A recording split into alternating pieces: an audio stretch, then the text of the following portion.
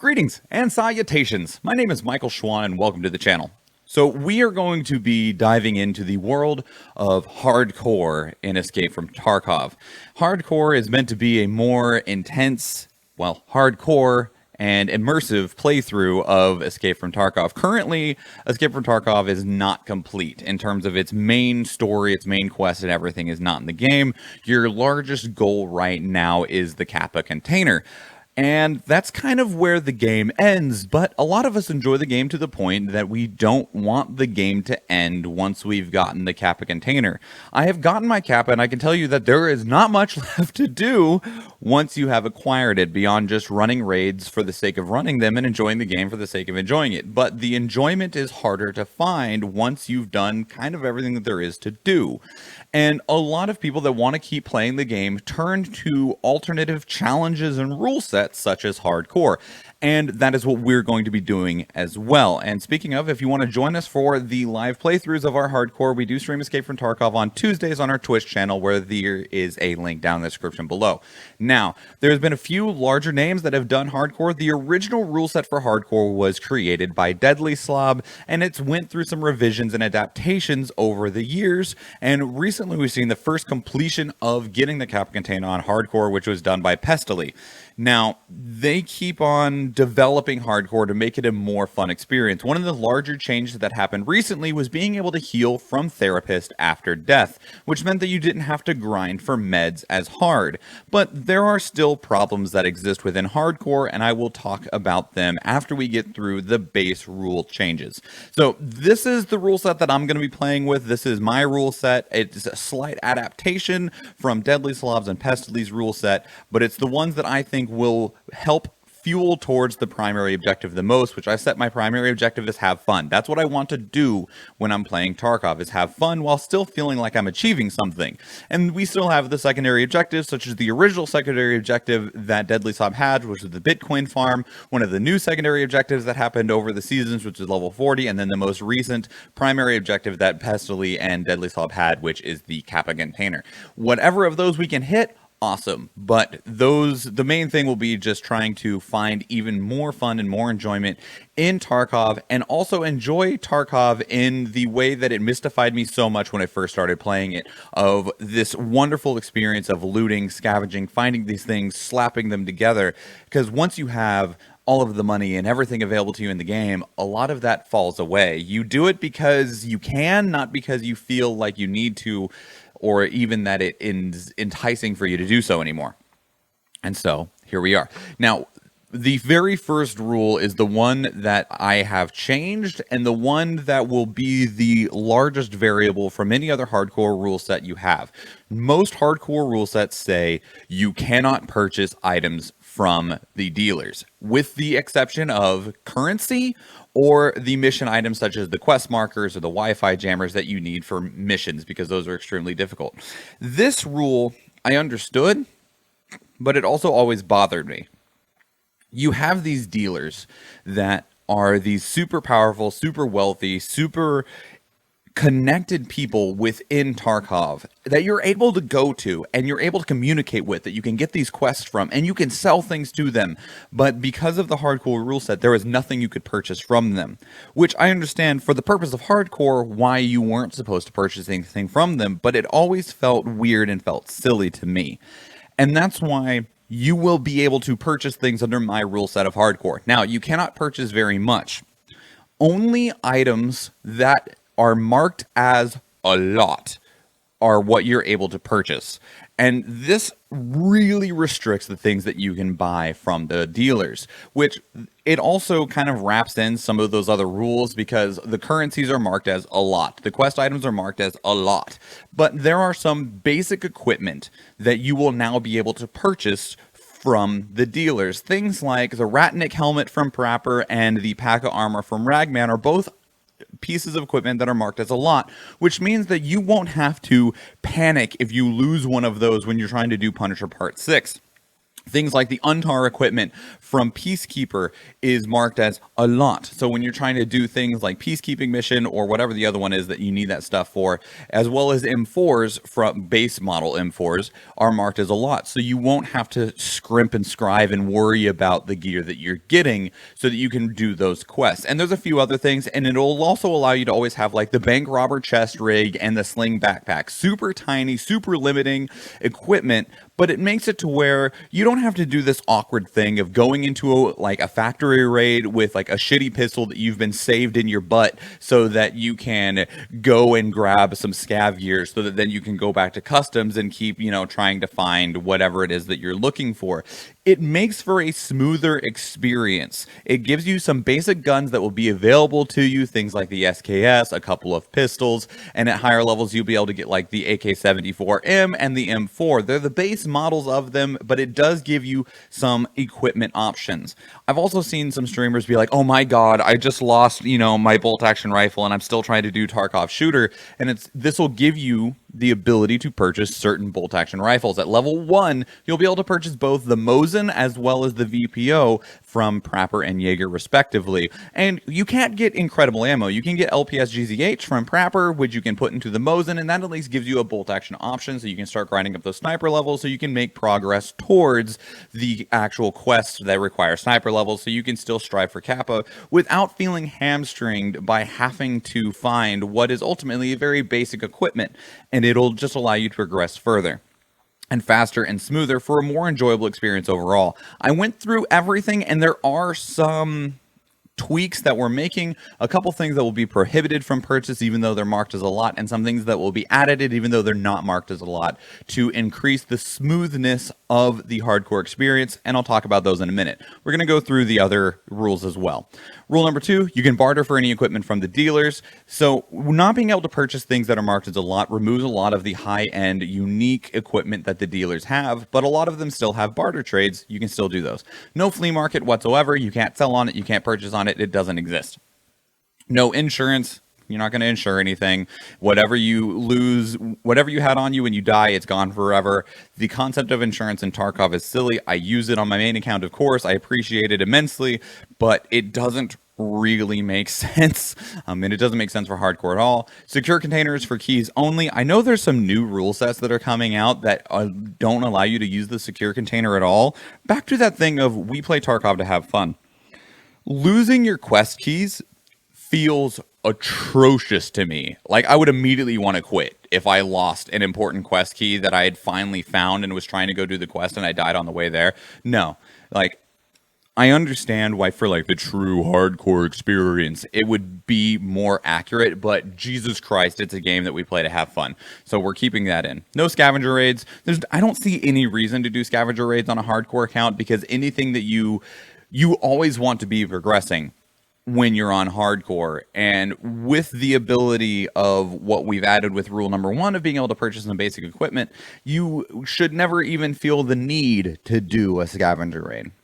You can only squad up with other hardcore players, no outside assistance. These are pretty normal, because otherwise you're kind of ruining the hardcore experience for yourself, getting help from other people that aren't on hardcore that can just purchase you the things you need. And if somebody drops you that hard to find thing in the raid, you've spoiled the hardcore experience for yourself. If you end up taking these shortcuts, it's on you. It's about you and your enjoyment, but the general rule set will not be allowed those. You can only heal from therapists upon death. Now, that said, you can only heal from therapists upon death. If you survive, you must use your own meds, your own means of healing. You will now be allowed to purchase some healing things from therapists by actually purchasing the items, because at level 1, the basic bandage, the basic splint, the basic S-March, and the cheese are all marked as a lot. So you'll always have these basic meds available to you. And again, the therapist is a dealer that deals in medication. It makes sense that you would be able to purchase these super basic medical items from her if you were able to get to her, to talk to her, to sell things from her, to take quests from her. And so you will have these basic, super basic meds available to you through your hardcore playthrough. This also means that it will feel less pertinent for you to just crowd and hoard meds and have 3 med cases full of every single med you found, because I might not have meds otherwise. It just smooths out the hardcore experience. And crafting is still allowed in the hideout. So all of these things, you still have to go find all of the things for the quest, all the found in raid items that you need for quests. You need to go find all of the items that you need to upgrade your hideout. All of the things that make the hardcore experience what it is are still in there. It just, these slight adjustments will make for a smoother experience than I've seen some of the hardcore players have, to where they're just stonewalled by these small things that I'm like, man, this isn't fun to watch, and it doesn't look like you're having fun playing it. And this allows a few things. Now, there's still some potential holdups, like with the a lot purchase rule. There's still not a way to purchase an AKS-74U. There's some barter trades for it though, and it's very common on scav, so I didn't feel the need to add it. There's not a way to purchase a 12 gauge shotgun of any kind, not the MP133, not the 153, not the Saiga. That said, all of these weapons are very common on scav, so and there's also barter trades for them, so I didn't feel like it's pertinent to add. Now, what alterations to a lot of purchasing options? So one of the changes is that Deadlyslob added a rule to be able to purchase containers from the traders. And I agreed with the reasoning behind this. We play Tarkov to have fun, and we play hardcore to have fun. One of the very annoying things about Tarkov in general is inventory and stash management. And Deadlyslob added the rule to be able to purchase things like the Lucky Scav junk box and the items case from the traders, because all you're doing is smoothing out your own experience. You're increasing your stash size so you don't feel so hamstringed by the stash. You're increasing your ability to organize so that you are able to properly just keep playing and keep progressing. And instead of adding a rule in of you can purchase the containers, I've just added it into this extra section explaining what you are and are not allowed to purchase based off of rule number 1. So Prapor has no changes. There's nothing that needs added or removed from my review of Prapper's items that are marked as a lot. So anything that's marked as a lot from Prapper you can purchase. Therapist has the most changes, and that's mostly because Therapist also has the most containers. At level 1, the car first aid kit is marked as a lot. I removed this because it does too much, in my opinion, for you to be able to purchase it freely on the hardcore playthrough. So, because it stops light bleeds, it has 220 HP, and it also is a healing item. And so it kind of ends up being the cheese and the basic bandage wrapped into one, but it's like a bandage and like 2 cheeses, and it's like the price of a cheese. It's really powerful. Instead, you'll need to just purchase basic bandages and cheese, and this is going to take up inventory space very, very valuable inventory space on hardcore, because you will be limited to bandage, S-March, single-use splint, and cheese. You have these healing options to you, but the car first aid kit ended up being too much. The next 4 items are the containers, which I put them in here instead of creating an individual rule. These are all the containers you can buy with currency: Lucky Scav junk box, dog tags case, items case, and meds case.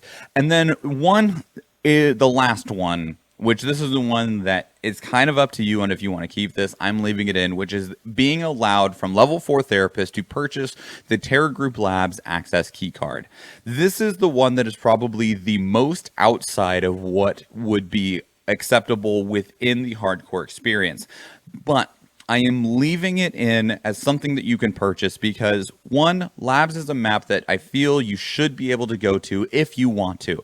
This cost a lot. It cost 200k to purchase from Therapist, and 200k in hardcore is considerable.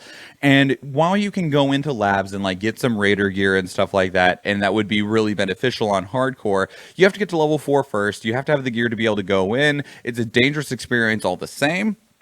And it's a map that you will need to go to for a couple of reasons. And trying to find and fight for, like, hoping that scavs will have the access key card sucks. There's only a couple quests that give them to you, and otherwise there's 2 barter trades that Mechanic have, both of which you could do, but they're both really long. One that you need, like, 7 GP coins, and the other one that you need 10 Poxarim and 3 or 4 Keck tape for. So there's ways to barter trades for the access key cards, but they're really long and drawn out. GP coins aren't that easy to get. You can get Poxarims out of like toolboxes and stuff like that, but for, again, the enjoyment of hardcore and the smoothness of the experience, you can purchase Labs access key cards from Therapist when you get Therapist level 4. This is another one that'll kind of be all over the place on whether it ends up feeling too strong or not. You can purchase items from Fence. You can sell to Fence, and Fence is the only one that makes sense. So you could purchase anything that he has because it's always random what he has. I did a few refreshes on Fence and ended up like at one time finding a really comically built out M4 that had like a 100-round mag and like a PK06 and stuff on it. But most of the time, the stuff that Fence has is junk. But if you're struggling with like a gunsmith task or something like that, struggling to find a part, there's a chance that Fence might have it. And again, towards that enjoyment and the smoothness of the experience, being able to purchase items from Fence makes sense. And it gives you that option of looking for something that you might not have otherwise, or you might not have been able to find easily otherwise. Since Fence isn't on the flea market anymore, it's really just about what he has the moment that you go and look at him. And if you find something that you feel is too strong that might spoil your hardcore experience that's on Fence, you could just choose not to buy it. But it does give you this kind of junk drawer that Fence is as a potential resource. Again, something else you can do with your money, something you can use as a resource to look for things that you are struggling to find otherwise. Skier.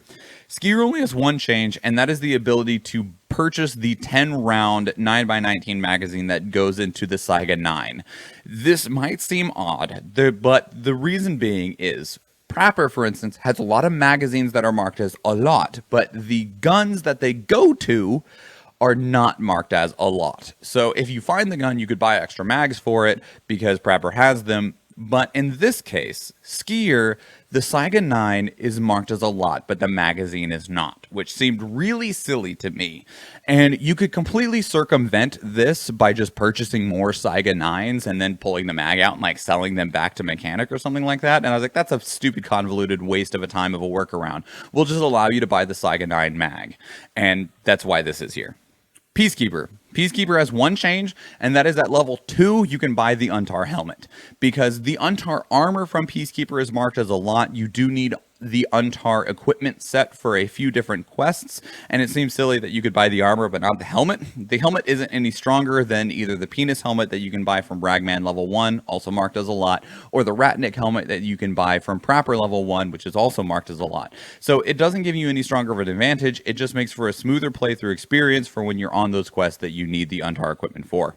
Mechanic, no changes to mechanic except for being allowed to buy the containers, as we already talked about for Deadlyslob's change.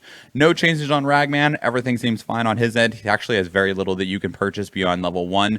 You can basically, it's like balaclavas, 2 very small chest rigs, and the pack of armor and the sling backpack. And there's almost nothing else you can purchase from Ragman. But it will give you a baseline equipment that you can go in with. And then Jaeger. Jaeger has one change, and that is at level 1, which I need to add level 1 onto this, which is the UMKA Hunter's Vest chest rig. And it is marked as a lot, it is at level 1, and it felt too strong for being something you can purchase at level 1 in a hardcore playthrough. For instance, the bank robber that you can get from Ragman is 4 1x2 slots. There's also the CVS rig, or CMS rig, I can't remember what it's called, that is 2 1x3 and 2 1x2 slots. They're very small, they're very limiting. The UMKA is a 4x4 rig that has 4 1x2s, 4 1x1s, and 1 2x2 slot. It would be the chest rig that you would always take no matter what, because it's such a good rig in general, and it's going to give you too much when it comes to hardcore. So you're not allowed to buy that. And that's all the changes. Very limited. Most of it is just the containers, as well as just a couple quick adjustments for making the actual hardcore experience more enjoyable. Now, when I'm going into hardcore, I am also going to be doing one other thing that is different from the other hardcore experiences, and that is I'm going to be playing hardcore on SP Tarkov, otherwise known as single player Tarkov. It's not necessarily emulated because you need to have the actual game's files, which you get from purchasing an actual copy of Tarkov. You copy those into a separate folder, you install essentially what is a crack, you run a fake server, and then you play Tarkov offline as a single player experience. It does still have PMCs on it, but they are controlled by the AI. Their AI is on the level of like raiders. They have randomized loadouts. They do still move across the map. They do still attack you on sight, and they fight other scavs. So you will hear gunshots moving around the map as these AI-controlled PMCs move around and fight with other scavs. Now, the reason that I'm doing this is because I believe that the state of Tarkov right now is extremely unhealthy in general and extremely unhealthy for hardcore. The reason being is that high-end equipment in the online experience of Tarkov is too readily available. The best armors in the game are everywhere. The best guns fully kitted out everywhere. The best ammunition, this is the main one, the best ammunition is so plentiful that I have not died or killed somebody with any ammunition besides M61 or M995 recently. That's the only ammunition I've seen aside from the occasional person running a P90 where I died to SS190, the occasional person running an MP7 where I died to APSX. And I died to like a shotgun once recently from somebody still trying to do setup on customs. But otherwise, M61, M995. And watching other streamers and other content creators play through hardcore, I've been seeing this trend of they go into raids, the raids are really dead, they maybe run into one other player, they will kill that other player with their shit gear, and that player will be like wearing like an AACPC or a slick, and they're wearing like a U-latch or a fully built out exfil helmet, and they're rocking like a DT 308 MDR or a built out M4 rocking M995 or M885A1. And then they just proceed to steamroll like 10 raids in a row using this extremely high tier equipment that they got off of another player. And while that could still happen, what ends up happening is that they will use that high-end gear, wipe raid after raid after raid after raid after raid after raid, use this high-end gear when they meet another player that has high-end gear and be like, oh man, I'm almost out of bullets. I found another super equipped dude. Cool. He's got super high-end gear again for me. I'll just use this. And they just steamroll through the entire hardcore experience, not ever really needing to use much beyond this high-end gear that they get from other players. And the state of Tarkov is that they only ever seem to run into these super high-end, highly equipped players. And I feel like that removes so much of the essence of hardcore, because it's not even about, oh, I'm at an unfair fight because I'm limited when they're not. It is that if I win, my limitation almost feels removed. So now it's not even a matter of trying to get by with scrapped together gear. It's just, I just need to go collect some stuff because I don't need guns or armor anymore because I've just farmed it all from other people that had access to the flea market and shitloads of money. So initially, I will be starting my hardcore experience out offline in single-player Tarkov. Now, if that ends up being too easy or it's not enjoyable for me or for those watching, then that's a different experience, a different question, a different topic to be had. However, that is how we're going to be starting because I do think it'll make for a more enjoyable experience overall. The raids will be full because they're always full because of SP Tarkov generating AI PMCs. Right now online, raids are very dead. Those PMCs will have very randomized loadout in terms of equipment, gear, armor, and what they'll have in their bags, instead of only rushing towards the high-end loot areas and only being equipped with the highest tier loot, gear, armor, equipment, ammunition, etc. That is my choice. If you still want to take this rule set and try to apply it to online Tarkov, I 100% encourage you to do so. I hope you enjoy it. But I play Tarkov to have fun, and I love the idea of hardcore Tarkov because it embraces the core survival aspect of Escape from Tarkov as a game, as an experience. And I feel like the current online experience of Tarkov will completely take away from what hardcore is trying to achieve with the limitation that it sets in place. So that is what we're going to be doing. That is how we're going to be approaching the hardcore experience of Tarkov. And if you want to join us on that adventure and on that experience, we do stream Escape from Tarkov on Tuesdays on our Twitch channel starting at 4 p.m. Alaska time, 5 p.m. Pacific time. So I hope to see you there. And if you do, well, awesome. But we have other YouTube videos that you can watch, and we're actually on stream right now when we're recording this. So we're gonna go take care of some other stuff. So if you go watch one of those other YouTube videos or I see you in the live stream, thank you and enjoy.